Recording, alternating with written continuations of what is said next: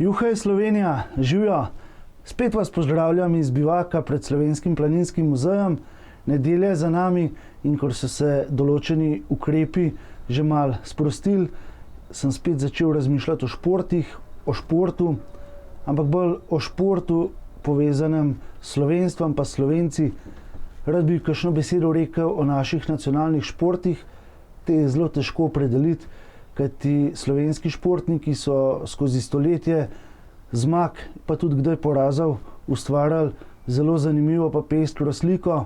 V zadnjem času smo zagotovo najbolj ponosni na našega košarkaša Luka Dončića. Malce prej smo bili ponosni zagotovo na Anžeta Kopitarja, oba na drugi strani luže.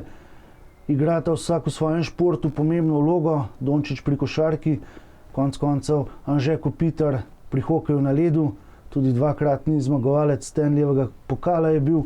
Ponosni smo na naše kolesarje, zmagovalca Rogliča na španski Vuelti, ponosni na naše smučarje, ki so osvajali prve medalje za Slovenijo v zimskih športih. Alenka Dovžan je bila sploh prva medalistka med slovenskimi zimskimi športniki že daljnega leta 1994.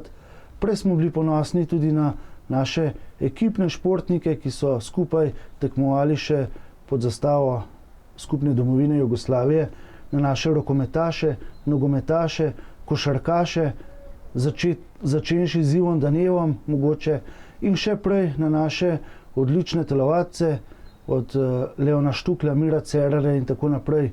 No pa vseeno, jaz mislim, da je naš nacionalni šport številka 1 pa še vedno povezan z zimo, povezan s smučmi in pa snegom.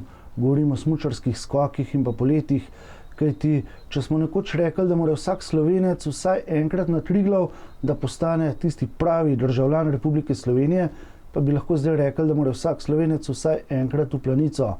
Kajti v Planici se dogaja že od leta 1934 dalje pravljica slovenskega športa. Takrat je Birger Rut prvič preletel 92 metrov, 2 leti kasneje prvič človek preleti 100 metrov, to je bil Sep Bradl, 101,5 metra mu je uspelo poleteti v tistih časih. Pa mnoga desetletja kasneje še Toni Nieminen v letu 1994 prvič prileti 200 metrov. Naši smučarski skakalci in letalci pa so ponos Slovenije skozi vsa ta obdobja. Konec koncev smo imeli tudi 2 svetovna rekorderja. Prvič Jože Šlibar poleti 141 metrov v Oberstdorfu, pa potem kasneje še Peter Prevc prvič 250 metrov v Vikersundu.